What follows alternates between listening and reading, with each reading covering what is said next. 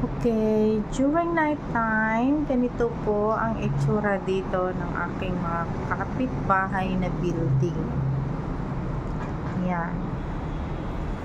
Mga kapitbahay ko po dito, puro building na matataas. Yan. Dito kami nagpunta kahapon dyan. Yan yung building na yan. Yung sinungko. Diyan kami nagpunta kahapon. Yan. It's a hotel. May ano dyan, mga restaurant, may bar. Yan. Tapos, yung susunod, yan. Teka, ito nga, dito, balik tayo dito sa ano na to. Dyan yung the 5, at saka yung Goose Island.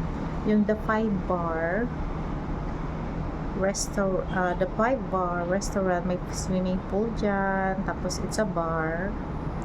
Yan, dami dyang ano, mga kapitbahay din dito yata yung mga nagpupunta dyan because it's just too close from here where we live. Tapos ito naman, yan yung kasunod. Kita nyo ang ganda. Ang tawag dyan ay The Circle. Yan, di ba ang ganda niya, oh. Ang ganda niya sa gabi. Katuwa. Yan. So it's just only sometimes we're walking out there.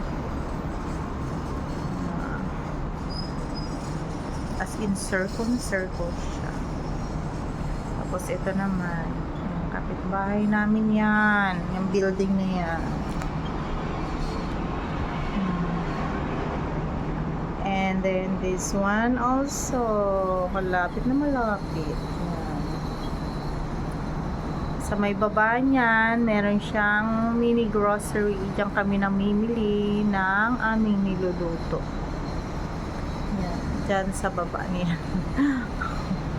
Grabe, no? Taas, no? Inimagine ko, nakakatakot. Tapos sa 11th floor ako nagbibideo. Diba? Parang ayoko tabigin sa baba. Diyos ko po.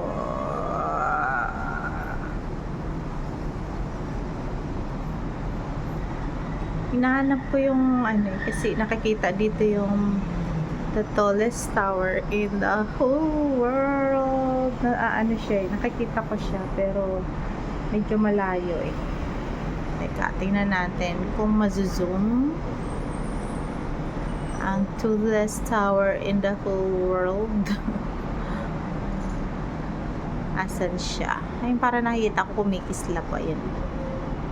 Yun siya, kumikislap. Yan, yung kumikislap na yan. Yan siya yun. Kung nakikita nyo na may kumikislap pataas.